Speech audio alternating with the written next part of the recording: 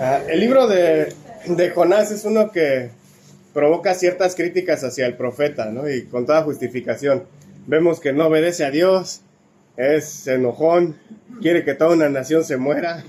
Es todo un personaje problemático, ¿no? Es muy impulsivo. Y al leer historias como esta es fácil pensar, ay, qué malo Jonás, ¿no? Porque usualmente no nos identificamos con personajes descritos como malos. Casi siempre pues preferimos enfocarnos en el héroe de la historia y, yo soy como ese. Pero si hacemos ese ejercicio de identificarnos con el personaje malo, de hecho le vamos a sacar más provecho a la historia. The Bible Project resume el libro de Jonás como la historia subversiva de un profeta rebelde que odia a Dios por amar a sus enemigos. Ese es el resumen que dan. Está fuerte el resumen, ¿no? Y quiero que piensen en ese momento porque puede sonar raro para nosotros el hecho de que pues nos dicen, ¿no?, que un profeta odie a Dios por amar a sus enemigos. Pero ahora pónganse en el lugar del profeta, hagamos ese ejercicio. ¿Cómo se sienten ustedes de que Dios ame a sus enemigos? ¿Cómo se sienten ustedes de que Dios les pida que amen a sus enemigos? Mateo 5:44 dice Jesús, pero les digo, amen a sus enemigos y oren por los que los persiguen. A veces ni siquiera podemos amar al que se nos cierra con el carro enfrente. Tal vez con eso podemos comenzar a comprender un poco más al profeta. Pero entre más nos identificamos con el profeta, tal vez más nos iremos dando cuenta de que necesitamos cambiar muchas cosas. La violencia solamente sería una de esas cosas. Ahora, Jonás es un personaje del que en realidad no sabemos mucho, aparte de lo que nos cuenta este libro, que lleva su nombre por título. Y de hecho lo único que sabemos de él por las escrituras tampoco necesariamente es bueno. Entonces no hay mucho aquí a favor de Jonás. El único otro lugar donde se menciona a Jonás es Segunda de Reyes 14, del 23 al 25, donde Jonás profetiza a favor de uno de los peores reyes de Israel, Jeroboam II. Jonás profetiza que Jeroboam II va a ganar ciertas batallas para expandir el territorio israelita. Lo curioso es que el profeta Amós profetiza en contra de este mismo rey, y de hecho en contra de la profecía de Jonás, a favor de ese rey. Amós profetiza que Jeroboam II de hecho va a perder todos esos territorios por causa del pecado. Entonces tenemos aquí un enfrentamiento de profetas. Desde aquí la situación no pinta muy bien para el personaje que es Jonás. Deja mucho que desear. Y la historia que nos cuenta el libro de Jonás es una que de hecho está llena de ironía. Cada personaje que aparece contrasta con el egocentrismo de Jonás con humildad y arrepentimiento. Por ejemplo, la historia comienza contándonos que Dios le dice a Jonás que vaya pues a Nínive a dar este mensaje, y Jonás se va en sentido opuesto. De hecho, por donde tenía que ir Jonás es por tierra. ¿Y qué es lo que hace Jonás? Agarra un barco. Es como si aquí nos dijeran, vas a ir hacia San Luis Potosí, que es hacia el centro del país, ¿no? Hacia pura tierra. Y aquí dice, no, pues voy a agarrar aquí un barquito aquí en el Océano Pacífico y jalar para el otro lado. Eso es lo que estaba haciendo Jonás. Agarra un barco hacia Tarsis. Dice que comienza un fuerte viento en el mar a tal punto que los marineros les da mucho miedo. Estos marineros, de hecho, se nos describen como paganos. Cuando empieza la tormenta, empiezan a clamar cada uno de ellos a su propio Dios para que los salve. Y están echando suertes pues, para ver quién es el problema. Y mientras Jonás pues está haciendo pato. Jonás, cuando por fin admite que él es la razón del por qué está pasando lo que está pasando, los marineros le preguntan pues qué puede hacer para que pues, el mar se calme. Y él les dice pues que lo avienten al mar. Y aquí es donde viene el contraste entre los marineros y Jonás. Ellos invocan a Dios, mientras que Jonás pide que lo avienten al mar.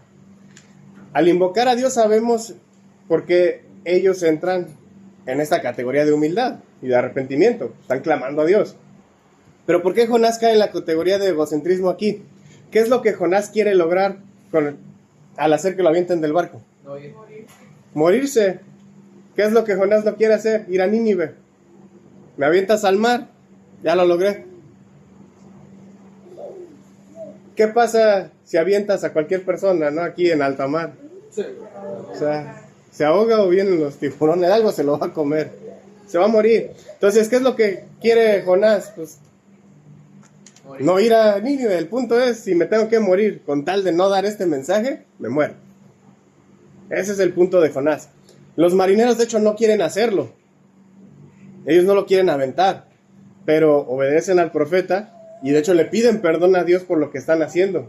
Le dicen pues que ahora sí que no queden nuestras manos manchadas de sangre por esto que estamos haciendo. Y Jonás, ¿qué es lo que le estaba pidiendo? No, pues sí, ustedes háganlo. Vale gorro. Y aquí es cuando Dios calma la tormenta salvándolos y manda un gran pez a que se trague a Jonás. A veces aquí vemos lo del pez como si fuera una prueba de Dios a Jonás. Pero entendiendo todo lo que acabamos de decir ahorita al momento, ¿qué es el pez? Un barco. Es el medio por el cual Dios está salvando a Jonás de la muerte. El otro se quiere ahogar, se quiere matar. Y Dios dice, no, te voy a rescatar. Tú vas a ir. ¿Para qué? Pues para que vaya a Nínive, que es a donde Jonás no quiere ir. Dentro del pez, Jonás ora a Dios. Pero si se dan cuenta en esa oración, él nunca pide perdón. Él no está arrepentido. Aunque sí promete de obedecer a Dios a partir de ese momento, ¿no? Ahora sí que pues ya me tragó el pez, ni modo que no. ¿Qué más puede pasarme, no? Y entonces el pez vomita a Jonás en tierra firme. Y aquí es donde comienzan los versículos que leímos, los capítulos 3 y 4. Y es donde vemos el otro ejemplo de contraste entre personajes. Porque mientras vemos a Jonás lleno de odio hacia los ninivitas, ellos se humillan y se arrepienten. Ya que entendemos ese contexto, ahora sí vamos a ver los versículos con un poquito más de detalle. El capítulo 3 comienza diciéndonos que Jonás se levantó y fue a Nínive. Y nos describe a Nínive como una ciudad muy grande. De hecho, el hebreo dice que Nínive era una ciudad muy grande para Dios. Entonces, esta frasecita significa varias cosas. Puede referirse a que pues, es muy grande, que incluso los dioses, como quien dice, la ven enorme. O puede referirse también a que tiene un valor alto para Dios. Y entonces, Nínive no solamente es una ciudad muy grande, es una ciudad que para Dios tiene un valor. Aunque para los israelitas, para Jonás, ellos fueran ¿quiénes? El enemigo. Y entonces Jonás comienza a recorrer la ciudad proclamando un mensaje. De hecho, es el mensaje más corto entre los profetas. ¿Cuál es el mensaje? ¿Alguien recuerda cuál fue el mensaje que dio Jonás? No, no dice eso. ¿Cuál fue el mensaje de Jonás? Mira, saluda a los que están viendo el video. Dentro de 40 días, Nínive será arrasada. Ok, si se dan cuenta, no habla nunca de arrepentimiento a Jonás ahí. No. Nada más el mensaje es, en 40 días se los cargó el payaso. Eso es todo. Quiero que veamos unas cuantas cosas con respecto a ese mensaje. Porque primero, ¿en dónde menciona Jonás a Dios? El Señor dijo esto. No dice. Casi siempre cuando un profeta daba un mensaje de Dios, que empezaba con ¿qué frase? Y el Señor dijo. Dios le dijo, vas a ir a Nínive, vas a dar el mensaje que yo te estoy dando. Y llega aquí Jonás y no nos dice que Dios le dijo este mensaje. ¿Y cuál es el mensaje? Se van a morir en 40 días. ¿Qué? ¿Quieres volver a subir? Bueno, pues.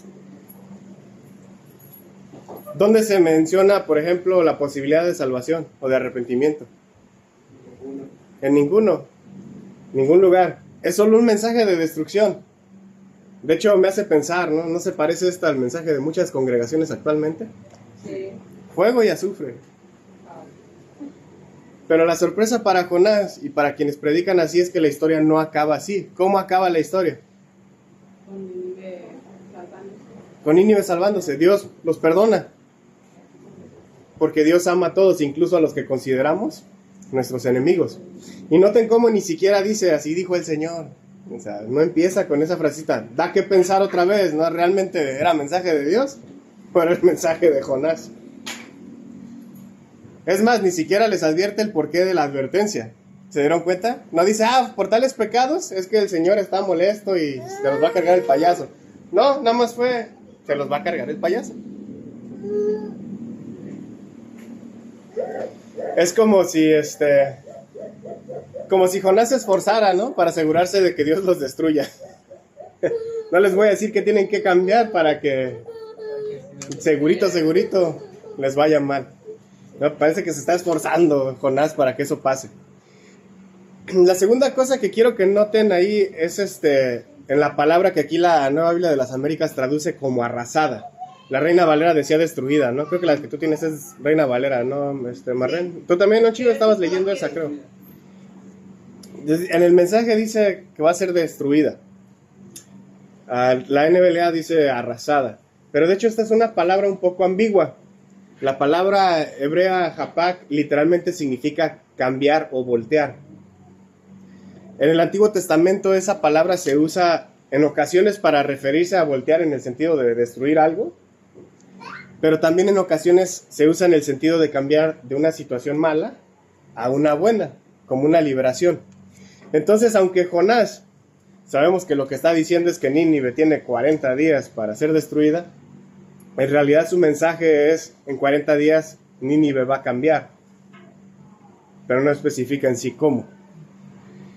Por eso el rey y los ninivitas toman el segundo significado y se arrepienten. En otras palabras, ellos deciden qué tipo de cambio pueden sufrir, uno bueno o uno malo. Y eso es para coraje de Jonás, porque él obviamente quiere fuegos artificiales y no es lo que ve. Él sale de la ciudad y se sienta para ver a qué hora se destruye esto. De hecho, algo interesante de esta palabra que usa Jonás es que la ambigüedad a él lo protege de ser un profeta falso. Porque sea cual sea el fin de Nínive, el cambio sucedió, tal como profetizó. Y aún con el hecho de que Jonás no da una opción de arrepentimiento ni nada, el versículo 5 nos dice que los habitantes de Nínive creyeron en Dios y se arrepintieron. Incluso el rey se humilla a sí mismo y manda que todo Nínive se arrepienta, que vuelvan de su camino, de su mal camino. Y eso es algo importante porque creer no significa solo confiar en Dios, sino en cambiar el mal que hacemos por empezar a hacer el bien. Es decir, creerse evidencia en el cambio de comportamiento. Hay mucha gente que dice creer en Dios, pero no se nota en el comportamiento, porque realmente no creen en Dios. Y esto incluye a los israelitas. ¿Cuántas veces Dios les mandaba profetas para que se arrepintieran? Bastantes veces. ¿Cuántas veces le hicieron caso? Pocas. Y sin embargo, ¿cuántos profetas mandó Dios a Nínive? 1. ¿Y le hicieron caso? Sí. En Mateo 12:41 Jesús cita esta historia para avergonzar a los judíos de su tiempo por su impenitencia. La historia, a final de cuentas, se vuelve una advertencia doble para Israel. Ni el Israel del tiempo de Jonás, ni generaciones después, en el tiempo de Jesús, había Israel aprendido la lección. ¿Cuántas generaciones deben pasar para nosotros, para que aprendamos la nuestra? Cometemos los mismos errores a veces que nuestros papás, que nuestros abuelos, que los tíos, que primos. Y siempre pensamos, es que a mí no me va a pasar eso. Sí le pasó a ella, sí le pasó a él, pero no, es que en mi caso es diferente. Y pasamos exactamente la misma cosa. Es una cubetada de agua fría para Jonás y la nación de Israel. El que esta nación sí haya cambiado con un mensaje tan poco prometedor. Pero es también una cubetada de agua fría para nosotros, porque cuántas veces como cristianos llegamos a enojarnos con Dios porque Dios sea capaz de perdonar a aquellos a quienes no queremos perdonar nosotros. Y noten a qué extensión va lo del arrepentimiento en Nínive. El rey manda que hasta los animales cambien sus caminos, que ni los animales coman. Vamos a ponernos todos en ayuno, parejo. En Israel no se quieren arrepentir las personas, en Nínive hasta los burros se arrepienten. Dice Máximo de Turín que el rey de Nínive conquistó a sus enemigos con un alarde de valor, sin embargo conquistó a Dios mediante humildad. Es un rey sabio que para salvar a su pueblo se reconoce más pecador que rey. Se olvida de que es rey temiendo a Dios, que es rey de todo. No se acuerda de su propio poder, sino que llega a poseer el poder de la divinidad.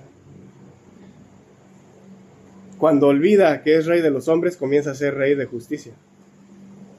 El príncipe, al hacerse religioso, no perdió su imperio, sino que lo cambió.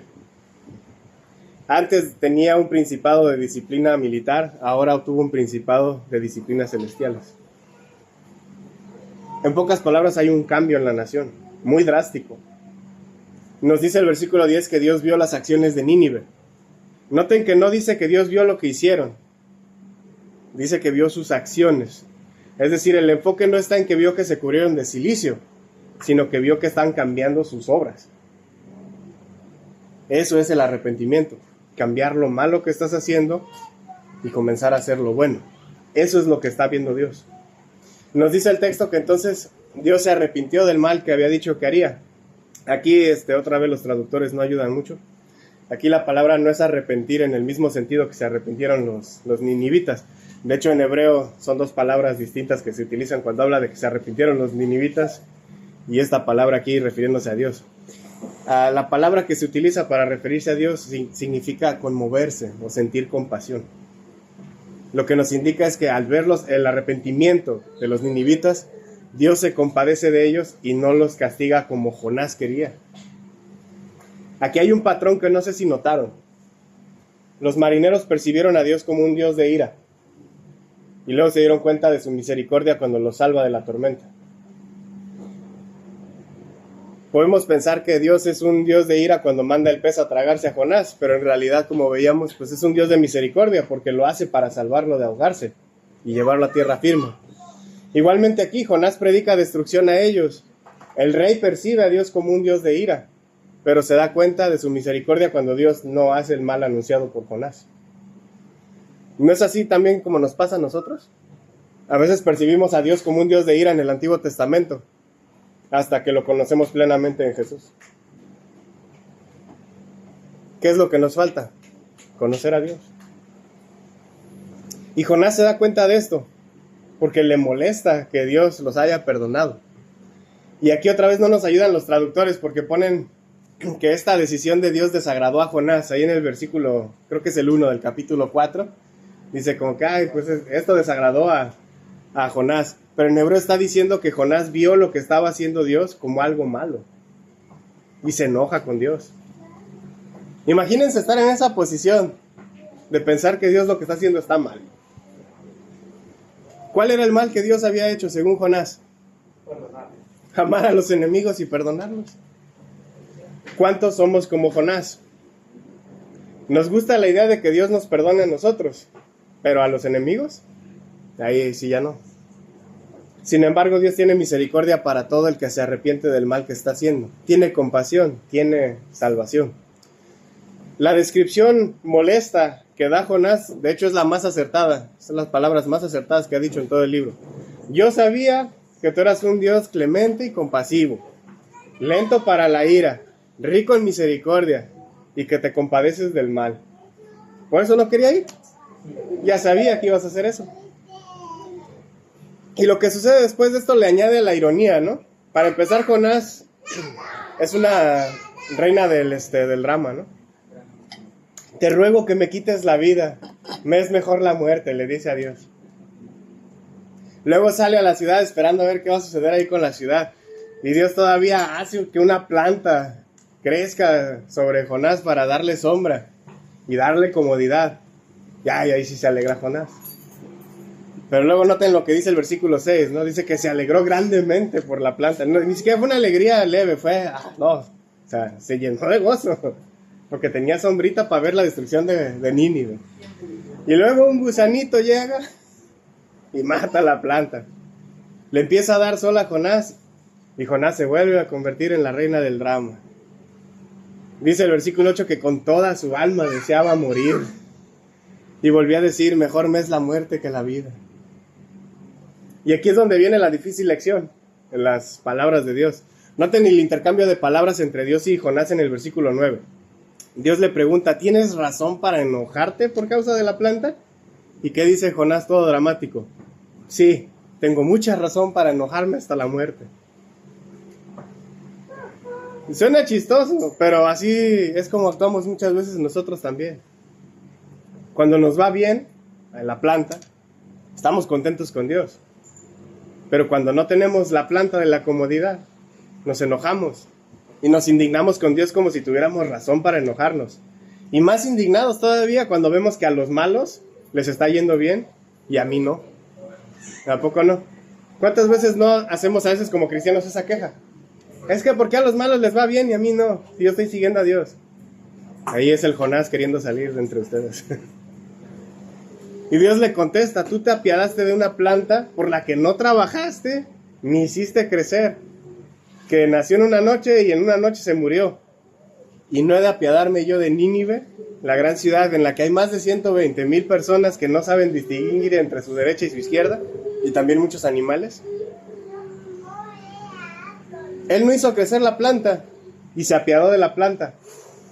Dios creó la humanidad, creó los animales. ¿Cómo no se va a compadecer Dios de eso? Y Dios se apiada no solo de la gente, como vemos ahí, se apiada de los animales. A Dios le importa su creación completa. Aquí lo interesante es cómo acaba el libro. ¿Cuál fue la respuesta de Jonás a esa pregunta de Dios? No sabemos. No contesta. ¿Saben por qué el libro no registra la respuesta de Jonás? Porque así la quiso acabar el autor. No se crea. Porque no importa la respuesta de Jonás. Importa tu respuesta a esa pregunta. Nos apiadamos de muchas cosas en este planeta. Tal vez de animales, tal vez de plantas, tal vez de parientes y amigos que cometen errores. Pero ¿qué hay de apiadarnos de nuestros enemigos? ¿Estás de acuerdo con que Dios ame a tus enemigos? ¿Estás de acuerdo en amarlos tú? ¿O te alegras grandemente más por una planta que por un enemigo arrepentido? Lucas 15:7 nos dice que va a haber más gozo en el cielo por un pecador que se arrepiente que por 99 justos que no necesitan arrepentimiento.